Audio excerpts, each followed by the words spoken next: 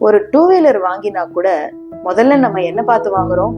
எவ்வளவு மைலேஜ் கொடுக்கும், லிட்டருக்கு நமக்கு மிச்சம் இருக்குமா, ஸ்டர்டியா இருக்குமா, பிரேக் நல்லா பிடிக்குமா, சேஃப்டி இருக்கா, எல்லாம் பார்த்துதான் நம்ம வந்து ஒரு 2 வீலர், ஒரு உயிரில்லா ஜீவனை பார்த்து வாங்கும் கூட பார்த்து வாங்குறோம். நம்மளுடைய வாழ்க்கையை நடத்தும் போது மட்டும் நம்மளுடைய உடம்பும் நம்மளுடைய மனசும் நல்ல கண்டிஷன்ல இருக்கா அப்படிங்கறத நம்ம வந்து பார்க்கவே மறந்துடுறோம். நம்ம கிட்ட நம்ம என்ன எதிர்பார்க்கிறோம்? நம்ம எவ்வளவு கிலோமீட்டர் ஸ்பீடு ஓடுவோம், நம்ம எப்படி உரமா இருப்போமா, நம்ம ஸ்ட்ராங்கா இருப்போமா, எதையும் தாங்குற இதயம் இருக்கா, இதெல்லாம் நம்ம கேட்டுக்கிறதே கிடையாது.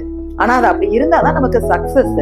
எப்படி நம்ம அதனால இருக்க முடியும்? அது தாங்க ஆன்மீக அறிவு. அப்ப என்னையாவது ஆன்மீகம் சொல்றீங்க, போய் சாமியாராட்டம் எங்கேயாவது ருத்ராட்சம் போட்டு உட்காந்துக்கணுமா? அப்படிலாம் கிடையவே கிடையாதுங்க. டெய்லி நம்மளை திரும்பி பாத்துக்கிறதுக்கு ஒரு 5 நிமிஷம் ஒரு சாமி கிட்ட வேண்டதோ, இல்ல நம்ம கண்ணை மூடி நம்மள தியானம் பண்றதோ வந்து பல விதமான ஒரு மாற்றங்கள், ரசாயன மாற்றம் நம்ம உடம்புல கொண்டு வரும்.